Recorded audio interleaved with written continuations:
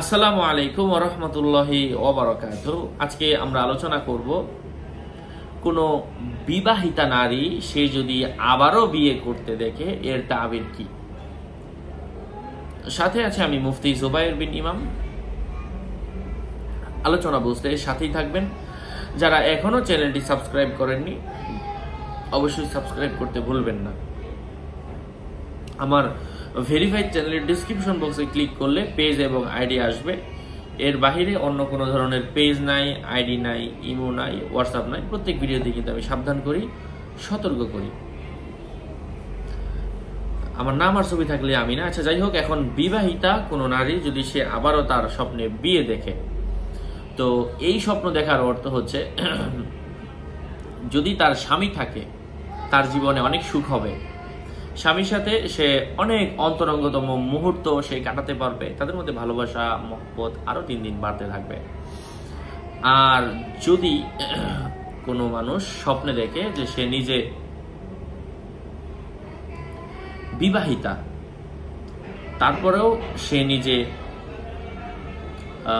অবিবাহিত কোনো ছেলের সাথে সম্পর্কে জড়িয়ে গেছে এবং তার সাথে তার বিয়ে হতে দেখছে, এর অর্থ হচ্ছে ওই বিবাহিতা নারীকে হয়তো দূর থেকে কোনো অবিবাহিত পুরুষ ছেলে তারা পছন্দ করতে পারে, অথবা তার দিকে চোখ দিতে পারে, অথবা চোখে চোখে কারোর সাথে তার কথা হতে পারে। এবং বিবাহিতা নারী সে যদি বুড়ো কোনো মানুষের সাথে সম্পর্কে লিপ্ত হতে দেখে, বিয়ে হতে দেখে, এর অর্থ হচ্ছে সে নিজে অর্থশালী হবে। মানে ওই যে দেখবে আর কি, যে নারী, সে নিজে অর্থওয়ালা হবে এবং তার টাকা পয়সার অভাব হবে না।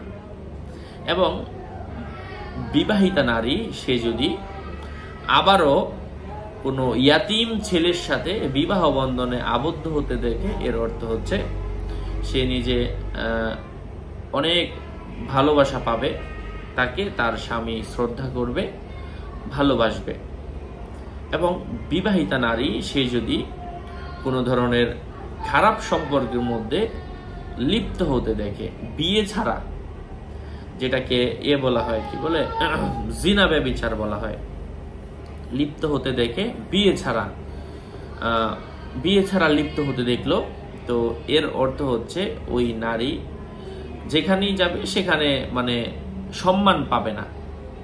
হয়তো তার সাথে কারো না কারো ঝগড়া বাজবে, অথবা কেউ তার কথা নিয়ে বলবে, আপা এই কথা কেন বললেন, মনোমালিন্যতা হতে পারে। যাই হোক, এই বিষয়গুলো নিয়ে আরো অনেক ব্যাখ্যা আছে, যেগুলো আমরা আমাদের অন্য ভিডিওতে আলোচনা করেছি। আরো আপডেট পেতে সাথেই থাকবেন, সুস্থ থাকবেন, ভালো থাকবেন। আপনাদের সাথে ছিলাম আমি মুফতি জুবায়ের। দেখা হবে অন্য কোনো এপিসোডে। আপনাদের মঙ্গল এবং দীর্ঘায়ু কামনা করে এখানেই বিদায় নিচ্ছি। আসসালামু আলাইকুম ওয়া রাহমাতুল্লাহি ওয়া বারাকাতুহু।